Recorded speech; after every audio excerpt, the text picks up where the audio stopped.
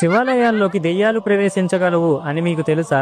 సాధారణంగా హిందూ మతం ప్రకారం దెయ్యాలు ఆలయాల్లోకి ప్రవేశించలేవు. ఎందుకంటే మన హిందూ దేవుళ్ళ ఆలయాలు నెగిటివ్ ఎనర్జీస్ ని, భూత ప్రేతాలని తరిమి కొట్టే శక్తివంతమైన స్వభావంతో నిండి ఉంటాయి. కానీ శివాలయాల్లోకి మాత్రం అలా కాదు. దెయ్యాలు, ఆత్మలు ఈజీగా ఎంటర్ అయిపోగలవు. ఎందుకంటే శివుడు అన్ని ఆత్మలను స్వాగతిస్తాడు.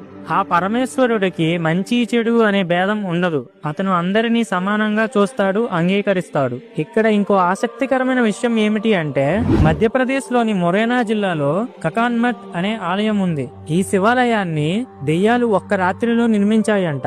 అవును, మీరు విన్నది నిజమే. శివుడి మీద అపార భక్తితో దెయ్యాలు రాళ్లను మోసుకొచ్చి మరీ ఒక్క రాత్రిలో ఈ పురాణ ఆలయాన్ని నిర్మించాయంట. పరమేశ్వరుడు త్రినేత్రధారి, భక్తుల కష్టాలను పోగొట్టే దేవుడు. ఆయన ప్రేమ తనని ఆరాధించే వాళ్ళ పట్ల సర్వం తానే విస్తరిస్తుంది. ఈ గుణం వల్లే శివుడు అందరికీ ఆరాధ్య దైవం. అది భూతాలైనా మనుషులైనా ఆ పరమేశ్వరుడికి అందరూ ఒకటే. ఫ్రెండ్స్, మీరు కూడా శివభక్తులు అయితే ఓం నమః శివాయ అని కామెంట్ చేయండి.